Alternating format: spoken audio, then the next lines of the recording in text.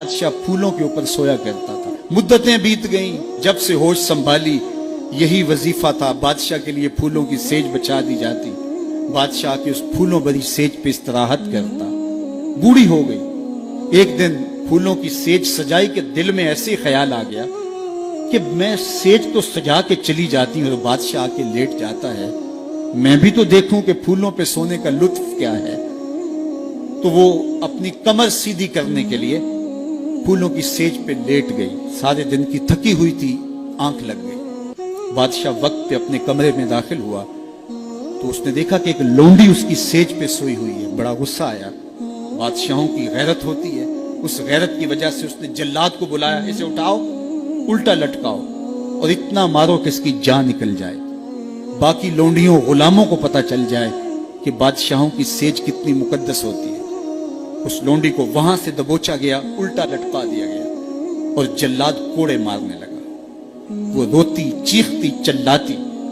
अचानक रोते रोते उसने हंसना शुरू कर दिया। जब वो हंसी ना तो बादशाह ने जल्लाद से कहा रुको और इसे पूछो रोती क्यों थी और इसे ये पूछो कि हंसती क्यों है। तो जल्लाद ने कहा कि क्यों रोती थी। उसने कहा जब कोड़ा लगता था तो जान निकलने को आती थी, मैं रोती ना तो और क्या करती। कहा ये बात तो मेरी समझ में भी है, लेकिन ये बात समझ में नहीं, तू हंसती क्यों है। कहा मुझे हंसी इस बात पे आई है कि चंद लम्हों के लिए सेज पे सोई हूं तो इतनी मार खानी पड़ रही है, तो जिसको उम्र होगी सोते हुए उसका क्या बनेगा।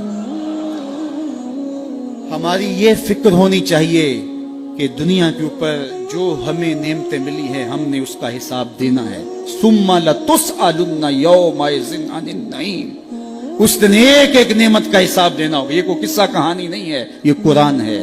एक एक नेमत का हमें हिसाब देना होगा।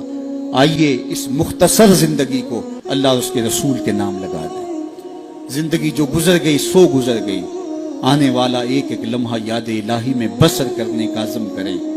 उनके साथ वाबस्ता हो जाएंगे, रसूल करीम के दामन से जुड़ जाएंगे तो यहां भी खैर है, वहां भी खैर है। और अगर उनके दामन से न जुड़ पाए तो फिर सवाए रुसवाई के और कुछ मकसूम और कुछ मकदूर नहीं है। आज का मुस्तफ़ाई इज्तिमा नौजवानों को, पूरी दुनिया को सुनने वालों को यही मैसेज देता है कि हुजूर के साथ अपनी वाबस्तगी को, अपनी दिल बस्तगी को, अपने ताल्लुक़ के खातिर को मजबूत कर लो। अपना सारा कुछ हुजूर के नाम कर दो।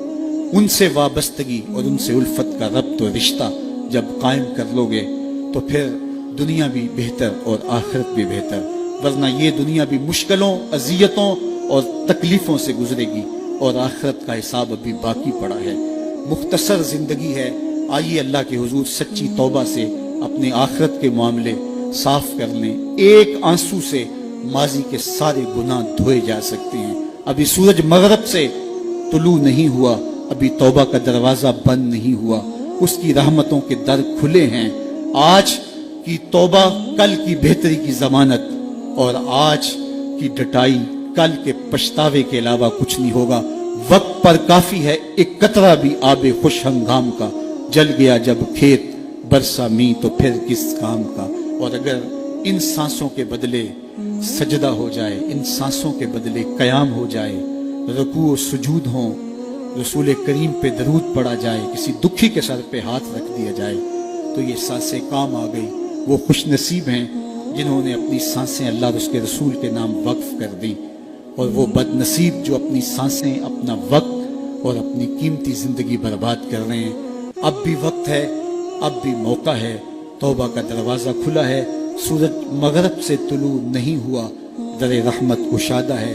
आइए मैं और आप अल्लाह के हुजूर सच्ची तौबा से उसकी चौखट पे हाजिरी दें और अपने गुनाहों की माफ़ी मांगे। जिस शौक़ व मोहब्बत से, जिस प्यार के साथ आप लोग तशरीफ़ लाए, मैं आप सब लोगों का शुक्रगुजार भी हूँ। काफ़िलों को तरतीब देना, फिर ज़िम्मेदारी के साथ यहाँ तक ले कर के आना, ये एक कठिन काम था और इदारतुल मुस्तफ़ा के ज़िम्मेदारान ने पाकिस्तान के मुख्तलिफ़ शहरों में मेहनत करके काफ़िला साजी और फिर यहाँ तक उनके पहुँचाने में जो मुशक्क़तें सही, अल्लाह उसका उन्हें अजर अता फरमाए। और उलमा, मशाइख, आली मर्तबत बुजुर्ग जो लोग तशरीफ़ लाए, मैं सबका शुक्रगुजार हूँ। اور ادارۃ المصطفیٰ کے ان بچوں، ان کے والدین، ان کے اساتذہ اور جملہ معاونین کو مبارکباد پیش کرتا ہوں کہ یہ سند فراغت پا کے آج معاشرے کے اندر دین کی تبلیغ کے لیے اتر رہے ہیں۔ اللہ ان کی مدد کرے۔